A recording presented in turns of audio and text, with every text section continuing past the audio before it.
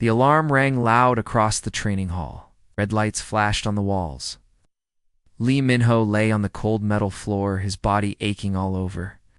Above him stood a tall creature with green skin and sharp claws. The sordid warrior looked down at him with yellow eyes full of disgust. "Pathetic," the alien said in perfect English. "How did this weak thing even get into the academy?" Minho tried to get up, but his arms shook. Blood dripped from his nose onto the floor. Around the training hall, other students watched. Some looked sorry for him. Others just shook their heads. A few alien students were laughing. "Time," shouted Commander Ryal from the side of the room. The bird-like Kyrthi instructor walked over on his long legs. His feathers were bright blue, and his eyes were sharp like a hawk's. Combat simulation complete. Vexstar wins. Again. The Saurid named Vexstar helped Minho stand up, but not in a nice way. He grabbed Minho's arm too hard and pulled him to his feet. "Maybe next time, human," Vexstar said. But his voice said he did not think there would be a next time. Minho walked to the side of the room where the other human students sat. His friend Park Sura handed him a towel for his bloody nose. "Are you okay?" she asked. Her voice was soft and worried. "I'm fine," Minho said, but he was not fine. This was the 10th fight he had lost this week. The 10th time he had been beaten in front of everyone. Sura was small like him, but she was fast, very fast. When she fought, her hands moved like lightning. She could dodge attacks that Minho never even saw coming. Next to her sat Kong Daeho, the strongest human in their class. His muscles were big, and he could lift weights that made other humans jealous. But even Daeho lost sometimes to the alien students. Next fight, Commander Ryal announced. Thorn versus Jin Kyun. Student made of living crystal walked to the center of the room. Thorn's body looked like it was cut from clear diamond. Light moved through him in beautiful colors. The Aquarian species was known for being very smart. They could remember everything they ever saw or heard. They could do math problems in their heads that would take computers time to solve. Jin Kyung, a human girl, walked to face Thorn. She was good at fighting, but Minho knew she would lose. Humans always lost to Quarians in thinking games. This was a thinking game. They had to solve puzzles while fighting robot enemies. The fight started. Skun Kyung moved well, but Thorn was always 3 steps ahead. When she went left, he was already there waiting. When she tried to trick him, he had already seen through her plan. In 5 minutes, it was over. "Thorn wins," Commander Ryal said. Perfect score again. More students fought. The insect-like Vorthok students won with their team attacks.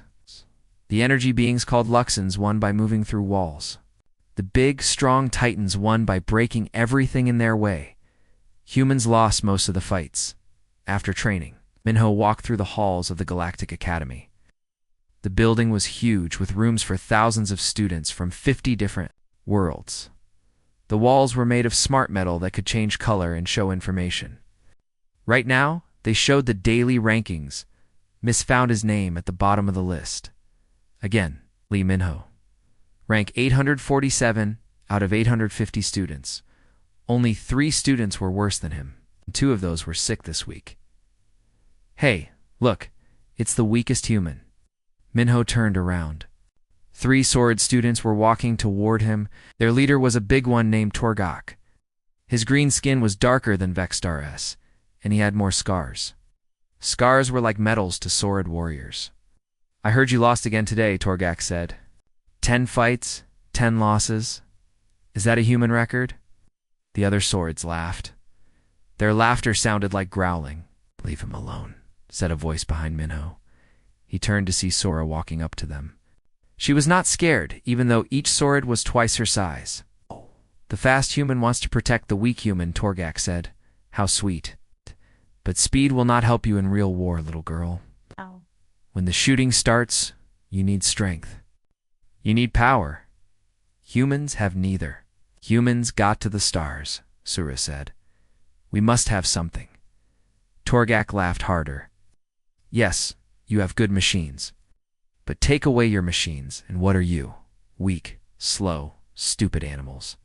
My species was fighting wars when yours was still living in caves." Minho felt his face get hot with anger, but he said nothing. What could he say? Torgak was right.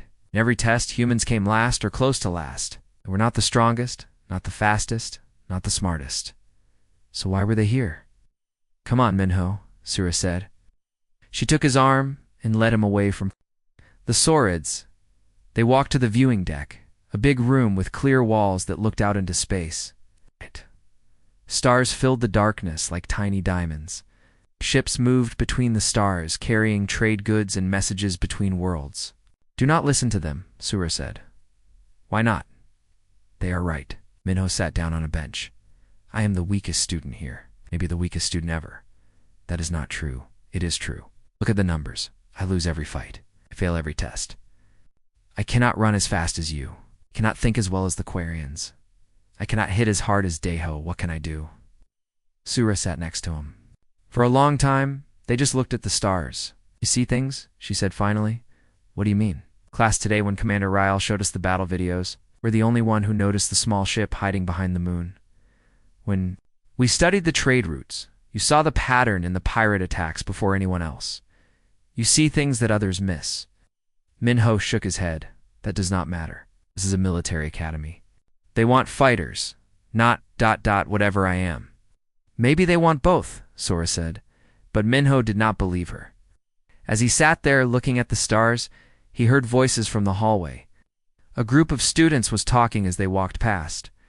I do not understand why humans are even here, one voice said. It sounded like a Quarian. They are the weakest species to ever reach the stars. In every category that matters, strength, speed, intelligence, natural weapons, they rank at the bottom. It is politics, another voice replied. The human government has money and ships, so they get to send their children here even if those children cannot compete. It is unfair to the students who deserve to be here, the first voice said. Like that human boy, Lee something, takes up space that could go to a real warrior. The voices got quieter as the students walked away, but Minho heard enough. He stood up and walked away from Sura without saying anything. But he did not stop. He needed to be alone. In his room, Minho lay on his bed and stared at the ceiling. The room was small, but comfortable. It had a bed, a desk, and a window that showed a fake view of Earth. He had chosen a view of mountains and forests, green and peaceful. Tomorrow, there would be more tests, more fights, more chances to fail in front of everyone. Maybe the other students were right. Maybe he did not belong here. But as he lay there, Minho's mind worked in ways he did not understand. He thought about the battle videos from class. It thought about the way Vexstar moved when they fought, thought about the patterns and the star charts they studied. There were connections everywhere, if you knew how to look for them. He just did not know yet why that mattered. 3 weeks after his worst day at the academy, Minho stood in the Great Hall with 900 other students. Commander Rael was speaking from a floating platform above their heads. Its blue feathers were spread wide, making him look bigger and more important. Students, the commander said, his voice echoing through the hall. Today begins your final test. You will go to the planet Kepler for 38b for 1 month. You must survive. You must build. You must lead. Excited whispers filled the hall. This was the test everyone talked about. It's the test that decided who would become real leaders in the galaxy. You will work in teams of 5, Commander Rael continued. Mixed species. The planet is dangerous. Many of you will fail. Some teams will not come back. The hall went quiet. Everyone knew this was serious. Team leaders will be chosen now, the commander said. He held up a small device. If your name appears on the screens around the hall, step forward. Names began to appear on the walls. Vexstar, the Saurid warrior. Thorn, the crystal Quarian. Zara, the energy Luxon. All the strongest students were called. Then Minho saw something that made his stomach feel sick. Lee Minho, team leader. Students around him turned to stare. Him looked surprised. Others looked sorry for whoever would be on his team. Minho felt his face get hot as he walked to the front of the hall. This must be a mistake. He heard Torgok whisper to another Saurid. They made the weakest human a team leader. Commander Rael looked at all the team leaders standing before him. Leaders, choose your teams. Remember, you need different skills to survive. One by one, the strong leaders picked the best students. Vexstar chose 3 warriors and 1 engineer. Thorn picked the smartest students from different species. Energy being Zara picked students who could work with technology soon. Only the weaker students were left. Minho looked at who was still standing. There was Sura, his friend, but she was good at fighting. Why had no one picked her? There was Yoon Hajin, a human girl who was great with machines, but very shy. There was Kelvos, a small Quarian who was afraid of everything. And there was a young Vorthok called Buzz, just a worker drone, not one of the smart leaders of his. Insect species. I choose Park Sura, Minho said. His friend smiled and walked over to him. Yoon Hajin, he said next. The shy girl looked surprised, but came forward. Kelvos. The nervous Quarian shook as he joined the team. Buzz. The Vorthok made clicking sounds that meant he was happy. Other team leaders looked at Minho's team and shook their heads. He had picked the leftover students, the ones nobody wanted. Teams, you have 1 hour to prepare, Commander Rael announced. So then you go to Kepler 438b. Good luck. You will need it. An hour later, Minho and his team sat in a small ship flying toward the planet. Through the window, Kepler 438b looked like a ball of brown and green. It had oceans, but they were red like blood. The continents were covered in strange forests and mountains that glowed with their own light. I read about this planet, Hajin said quietly. She was always quiet, but now she seemed scared. The gravity is stronger than Earth. The air has poison in it that makes some species sick. And there are things that hunt at night. What kind of things? Kelvos asked. His crystal body was shaking. Big things, Hajin said. Things with teeth. Buzz made clicking sounds. Sora could speak some Vorthok language. He says his species has been to planets like this before? Does people know how to hide from predators? Good, Minho said. We will need all the help we can get. Ship landed with a bump. Through the window, they could see other teams already working. Vexstar's team was building a fortress on a hill. Thorn's team was setting up energy shields. Around their camp, the stronger teams had good spots by the river or in caves. Minho's team got the worst spot. It was in a valley between 2 hills, with no water nearby and no natural protection. Great Sura said, looking around. We got the place nobody else wanted. There must be a reason nobody wanted it, Kelvos said, his voice shaking. But Minho was not listening to them complain. He was looking around, studying everything. The valley was bad, yes, but why was it bad? Why did the other teams avoid it so quickly? Hajin, he said, can you test the ground here? The shy girl pulled out a small machine and pointed it at. The dirt, the ground is ... strange. There are metal things buried deep down. It's very deep. And the dirt has lots of water in it, even though we cannot see any water, Buzz Minho said. Here people dig. The Vorthok clicked excitedly, began digging with his strong claws. Soon he found wet dirt, then mud, then clean water. Underground river, Sora said, surprised. That is why the plants here are different. They get water from below. He had noticed the plants were bigger and greener in this valley. Now he knew why. What about the metal things? Kelvos asked. Hajin dug deeper with her tools. They are ... old. Very old. Think they are machines, but I do not know what kind. Leave them alone for now, Minho said. Let us set up camp. The other teams built big, obvious camps. Minho's team built small and hidden. They used the thick plants as cover. They dug their sleeping area into the side of a hill, like Buzz's. People did on their home world. They set up their equipment to look like rocks and trees from far away. Why are we hiding? Sora asked. If the other teams are building big and strong, because big and strong is easy to see, Minho said. If something can see you, it can hunt. You. The first night was quiet, too quiet. Minho could not sleep. He lay in their hidden camp and listened. The distance he could hear the other teams. They were talking and laughing around their fires. Their camps were bright with electric lights then. Just after midnight, the screaming started. Minho crawled to the edge of their camp and looked out. Through the darkness, he could see lights moving fast across the valley. not electric lights. These lights were alive. They moved like animals, but they glowed like stars. The glowing things were attacking the bright camps.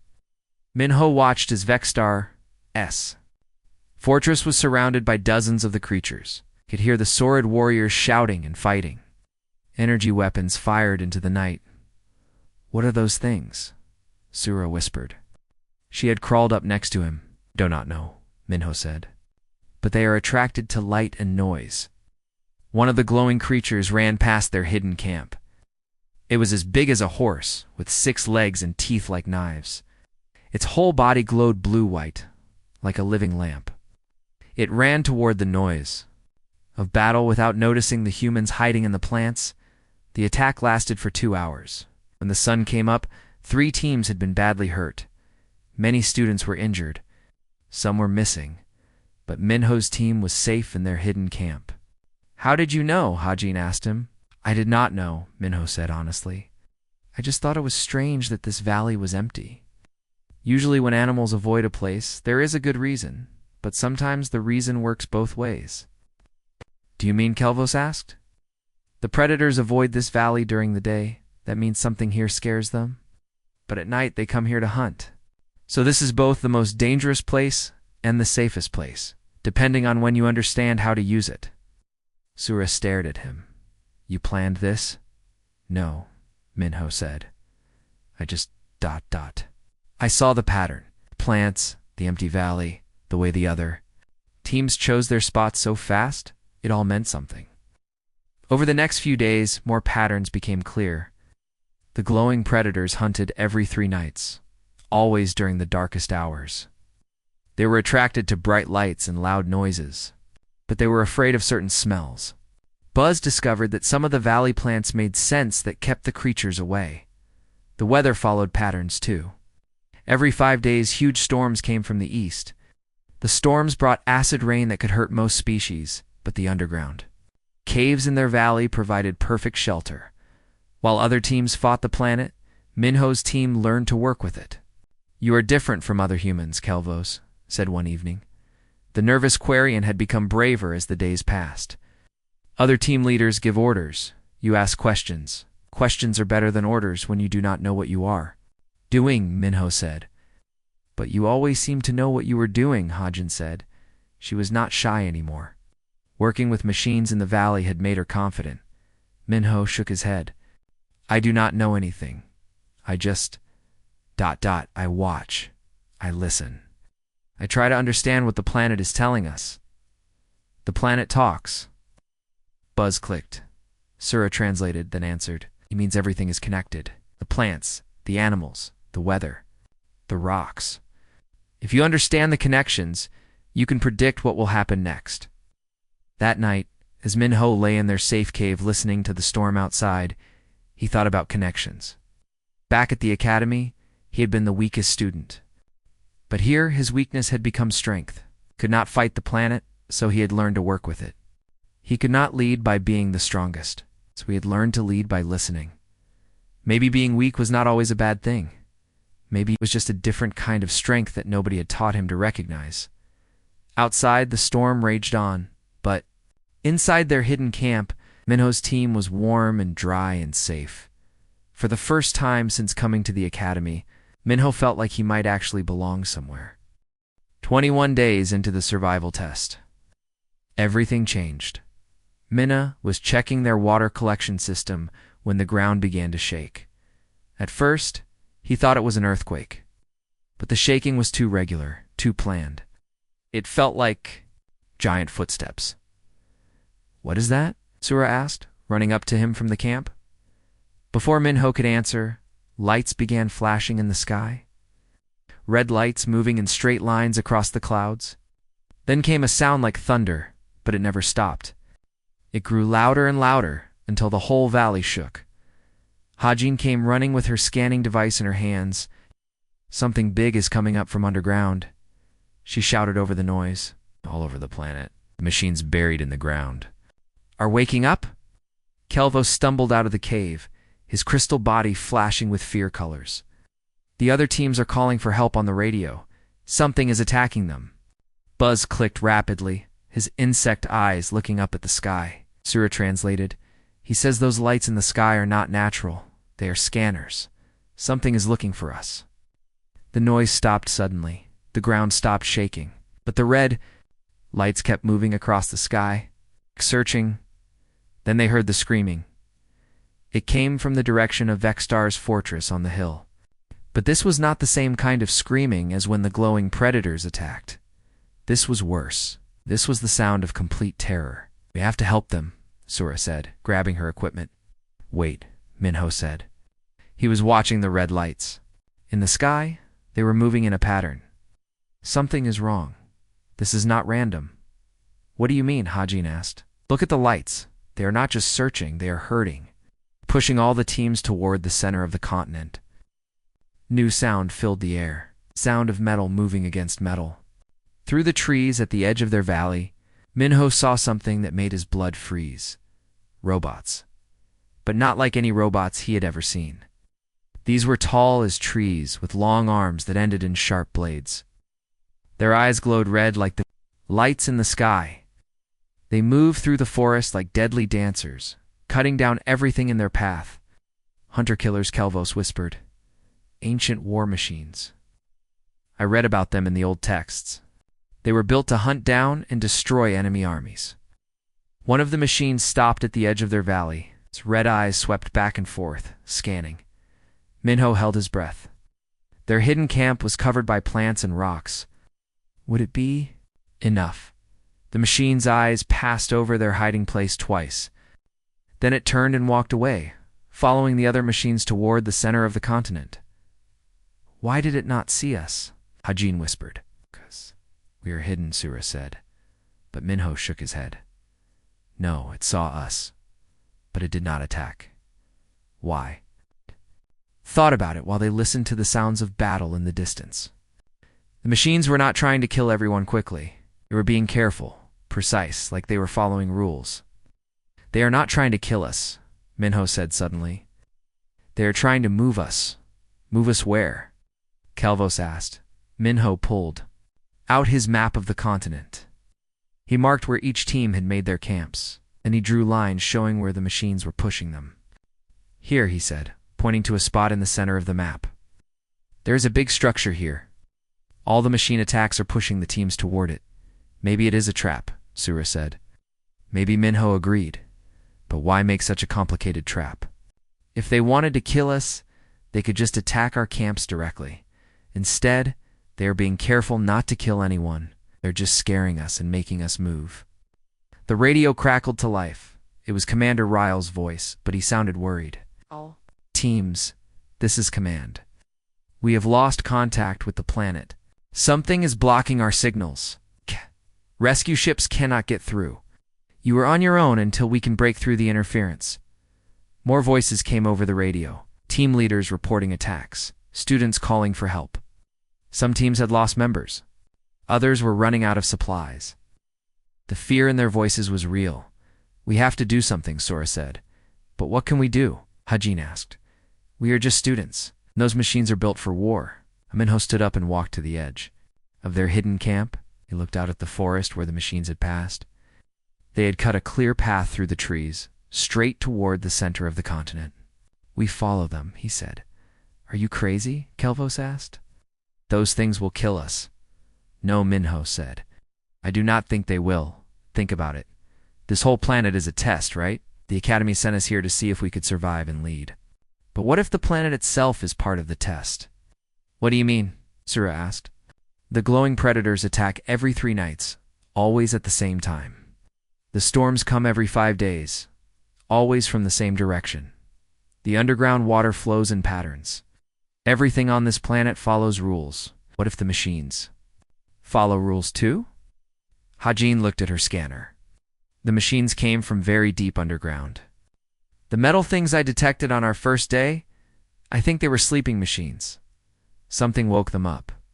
Something or someone, Minho said. What if this is not an accident? What if someone is controlling this whole thing? But who?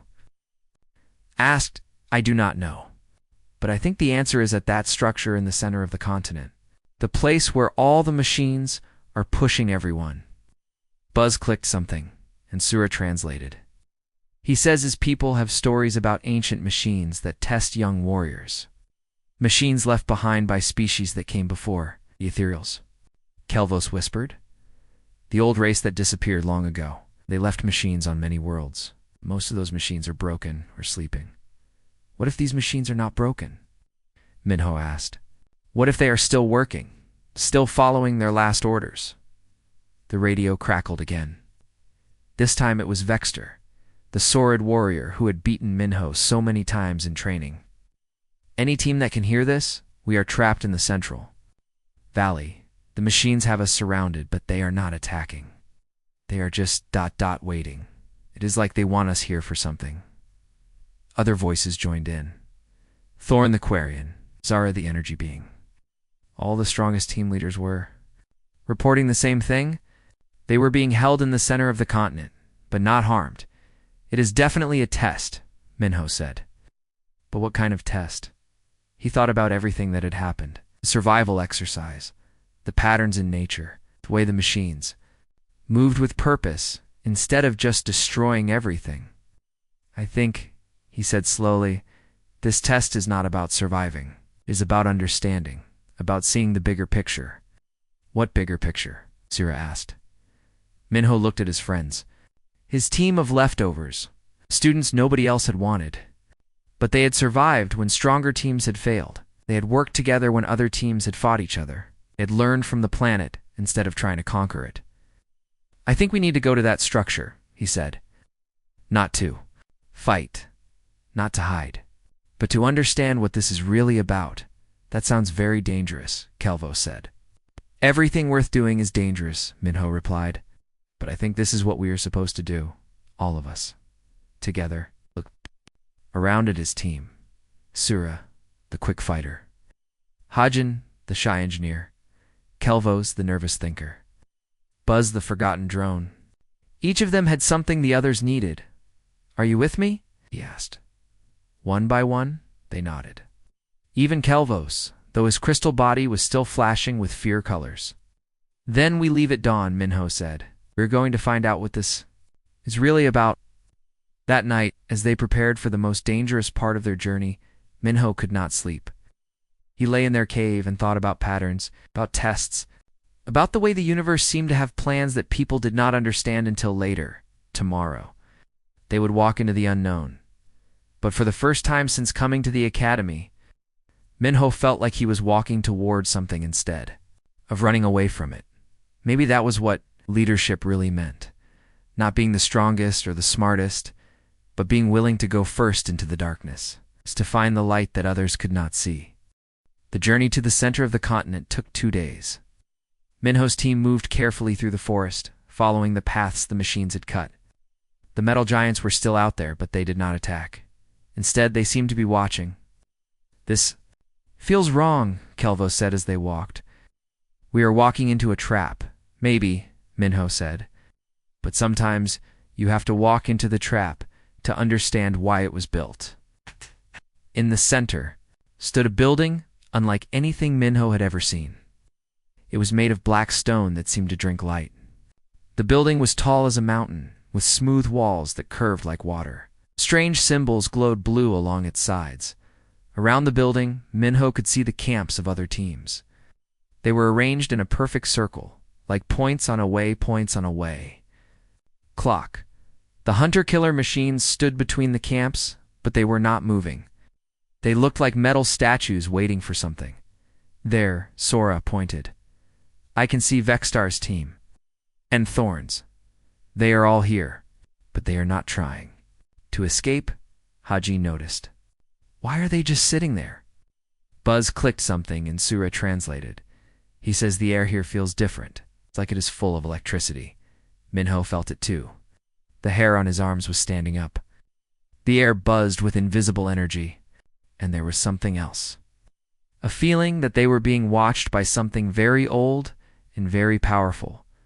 They walked down into the valley. As they got closer to the other camps, Minho could see that the students looked scared but not hurt. The machines had not harmed anyone. It just brought them here and told them to wait. Vextar saw them coming and stood up. The big sword warrior looked surprised. Lee Minho, how did you get here? The machine should have brought you days ago. We came by ourselves, Minho said. By yourselves?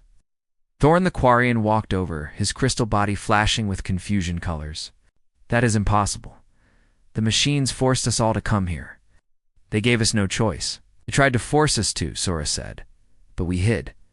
Then we decided to come here anyway. Why would you choose to come to a trap? Asked Zara, the energy. Being her light body flickered with worry.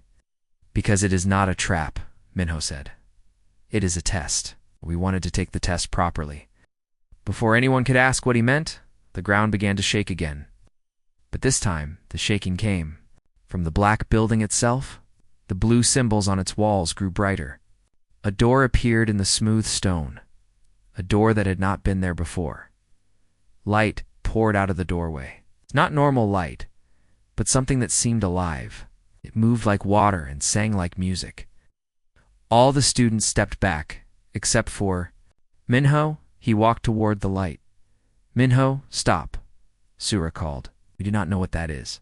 But Minho kept walking. Something inside him said this was right. This was what he was supposed to do. A voice spoke from the light. Ears but felt in the mind. It spoke in perfect English, but somehow every student heard it in their own language. Welcome, young ones. I have been waiting for you. A figure stepped out of the light. It looked almost human, but taller and thinner. Its skin was pale blue, and its eyes were silver like stars. It wore robes that seemed to be made of liquid. Starlight, I am Kurthan, the figure said. I am the guardian of this world. And you have all passed the first part of the test. Test. Vexstar stepped forward, his hand moving toward his weapon. What test? Who are you to test us? I am what your people call an ethereal, Kurthan said. A race is very old. We have watched the younger species grow and learn for millions of years. Sometimes when the galaxy faces great danger, we help choose leaders who can protect all. Life great danger? Thorn asked. What danger? Instead of answering, Kurthan looked directly at Minho. You came here by choice, not because you were forced. Why? Minho felt all eyes on him. And the strongest students in the galaxy were watching him. The weakest human, the one who always lost. Because he said slowly, I wanted to understand. Machines, the attacks, the way you moved us here, it all followed a pattern, and patterns usually have a purpose. What purpose did you see? We're not trying to hurt us.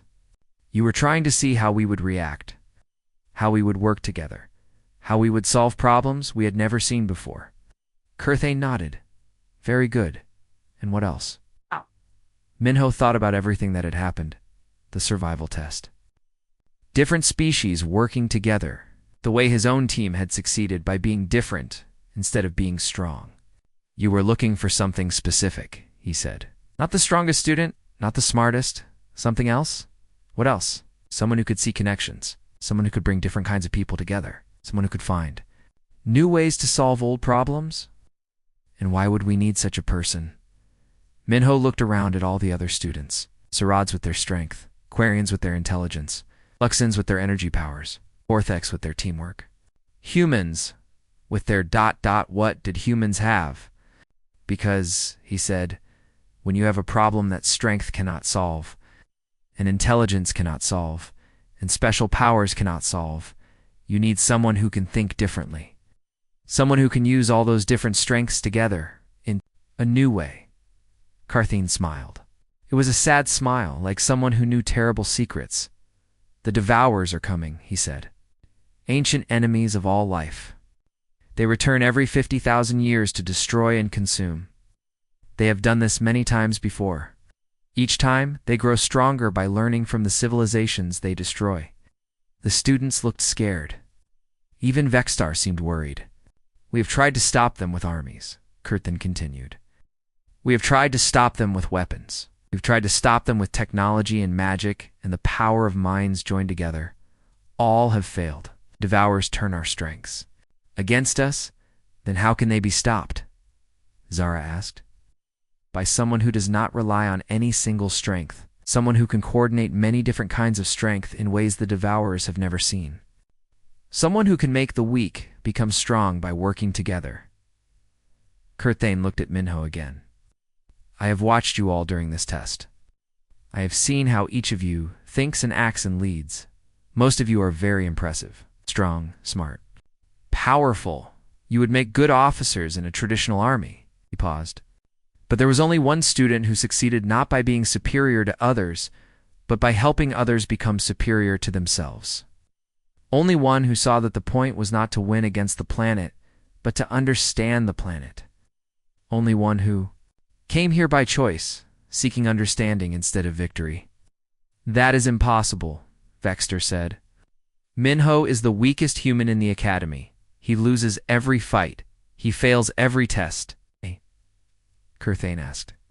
His team was the only one that was never attacked by the predators. His team found water when others went thirsty. His team stayed hidden when others were found. His team chose to come here when others were forced. Which team really failed? Minho felt something strange happening in his chest, feeling he had never had before. Like maybe, just maybe, he was exactly who he was supposed to be. Lee Minho, Kurthane said formally. On behalf of the Ethereal Council, I offer you the position of Supreme Coordinator for the galaxy's defense against the Devourers. You will have access to knowledge and technology beyond your imagination. You will command species and armies. Across 1,000 worlds, do you accept? The valley went completely silent. Even the wind stopped blowing. Minho looked at his friends. Sura was smiling. Hajin looked proud. Kelvos was flashing happy colors. Buzz was clicking softly, then he looked. At the other students, some looked angry, some looked confused, but a few of the wisest ones were beginning to understand. I accept, Minho said, but only if I can do it my way. And what is your way? By asking for help, by listening to people who know more than me, by making sure everyone has a voice in the decisions, by remembering that being weak does not mean being worthless. Karthanes' smile was no longer sad, and the galaxy may have hope after all. 3 days after meeting Kurthane, Minho stood in a room that should not have existed. The inside of the black building was bigger than the outside, much bigger. The walls stretched up so high that clouds formed near the ceiling. The floor was made of something that looked like crystal but felt warm under his feet. In the center of the room sat an old being that made Kurthane look young. This was Elder Vorthel, the last active member of the ethereal race. The elder's body was almost transparent, like he was made of light and memories. When he spoke, his voice sounded like whispers from across time. Lee Minho, the elder said, do you understand what you have accepted? Minho stood before the ancient being, feeling very small. Behind him, his friends waited quietly. Asura, Hajin, Kelvos, and Buzz had insisted on coming with him. They were his team, they said. They would not leave him to face this alone. I think I do, Minho said, but I hope you will explain it better. The elder smiled. It was strange to see such an old being look amused. Honesty. Good. Many leaders pretend to know more than they do. That is how civilizations fall.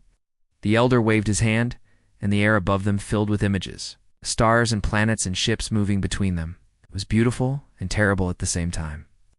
Every 50,000 years they come, the elder said. The Devourers, we do not know where they come from.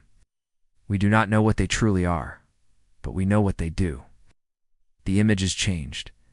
Now they showed planets burning, cities falling, ships being destroyed. And something else, dark shapes that seemed to eat light itself. They do not just destroy, the elder continued. They learn. They study each civilization they consume, take our knowledge, our strengths, our technologies. Each time they return, they are harder to fight because they know how we fought them before. How many times have they come? Hajin asked quietly. This will be the 7th time in recorded history. We have fought them 6 times before.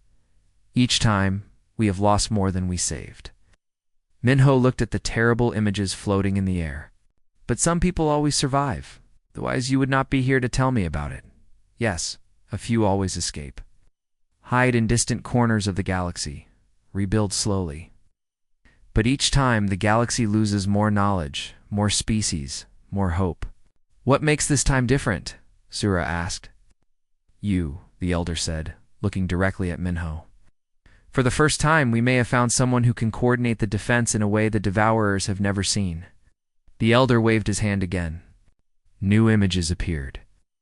These showed the galaxy, as it was now, thousands of species, millions of worlds, all living their own lives. Previous attempts to fight the Devourers have failed because each species tried to use their greatest strength. The Saurids sent their best warriors. The Quarians sent their smartest thinkers. The Luxans sent their most powerful energy weavers. Devourers learned from each attack and turned those strengths into weaknesses. But humans are not the strongest or smartest or most powerful, Minho said. Exactly, humans are average, in almost every way. But that is not a weakness in this case. That is exactly what we need. The elder stood up. Even bent with age, he was very tall. Show me your team, Li Minho. Show me how the weakest human leads. Minho looked back at his friends. They had come so far together. From the hidden valley on Kepler 438b to this impossible room, they trusted him, even when he did not trust himself. I do not give orders, Minho said. I ask questions. I listen to answers. I try to understand what each person does best. Then I help them do it. Demonstrate. Minho turned to his team. We need to understand how the Devourers fight. Jean, you are good with technology. Can you study the Elder's images and tell us what kind of machines they use? Jean nodded and pulled out her scanner. She pointed it at the floating images and began taking readings. Kelvos, you have the best memory. Can you watch the battle images and look for patterns in how they attack? The Quarian's crystal body flashed with concentration colors as he studied the terrible scenes. Buzz, your people think differently than most species. What do you see that we might miss? The Vorthok clicked rapidly, his compound eyes moving independently to see multiple images at once. Sora, you are quick at seeing openings in fights. If these things can be fought, where are they vulnerable? Sora studied the images of the dark shapes, looking for weaknesses the way she looked for openings in combat, while his team worked. Minho watched the elder. The ancient being was watching him, not the others. You do not tell them what to think, the elder observed. No, they are smarter than me in their own ways. Why would I tell them what to think when I can learn from what they think? If they disagree with each other, then we talk about it until we understand why they disagree. Usually, people disagree because they are seeing different parts of the same thing. Hajin looked up from her scanner. The Devourer machines are strange. They seem to copy the technology of whatever they are fighting. If they fight energy weapons, they develop energy shields. If they fight projectile weapons, they develop armor. They adapt, Kelvos added. But the adaptation takes time. In the battle images, I can see a delay between when they encounter a new weapon and when they develop a counter for it. Buzz clicked something complicated. Sura translated, he says the Devourers fight like a hive mind, but not like his people's hive mind. His people share thoughts and work together. The Devourers seem to share knowledge, but not understanding. What does that mean? Minho asked. They can copy what they see, but they might not understand why it works, Sura said, studying the images again. Look, they copy the shape of weapons and ships, but they do not seem to copy the tactics. They fight the same way every time. The elder was smiling now. You see, this is why we chose you, Li Minho. Your team found insights in 10 minutes that our best strategists missed in centuries of study. Because we do not know enough to think it is impossible, Minho said. Exactly. The Devourers have learned to counter every type of strength the galaxy has ever shown them. But they have never faced a coordinator who succeeds by having no single great strength. The elder waved his hand and the images changed again. Now they showed the galaxy's current defenses, mighty fleets, powerful weapons, strong shields around important worlds. All of this will fail, the elder said sadly. The Devourers have seen these tactics before, but if someone could coordinate all these different strengths in new ways, use them not as separate armies, but as parts of one great strategy. How long do we have? Minho asked. 6 months until they reach the outer colonies? 1 year until they reach the core worlds? Minho felt the weight of the galaxy settling on his shoulders. Billions of lives depending on him. The weakest student in the academy? I will need help, he said. A lot of help. But you will have it. Every species, Every world, every ship in the galaxy will be under your command. That is not what I mean. I mean, I will need people who know things I do not know. It's people who can do things I cannot do. People who can think in ways I cannot think. You mean advisors? I mean friends? Partners? People who can tell me when I am wrong without being afraid of me? The elder's ancient face showed surprise.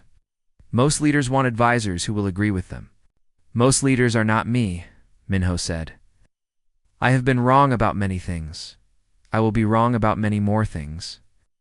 But if I have the right people around me, maybe we can be right together. If they disagree with your decisions, then I will listen to why they disagree. And if they are right, I will change my mind. And if I am right, I will explain until they understand. Either way, we will make better decisions together than I could make alone.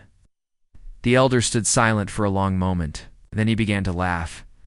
It was a sound like silver bells in summer rain. 50,000 years we have looked for the right kind of strength to fight the devourers. And we find it in someone who admits his weaknesses. It is not about being weak, Minho said.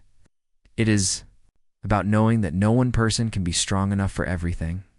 But maybe all of us together can be strong enough for anything. The elder nodded, then let us begin. The galaxy has much to learn from its new Supreme Coordinator. As they walked toward the door that would lead them back to the academy. Back to the galaxy that now depended on them. Sura walked beside Minho. Are you scared? She asked quietly.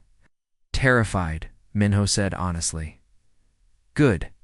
If you were not scared, I would be worried. Minho smiled.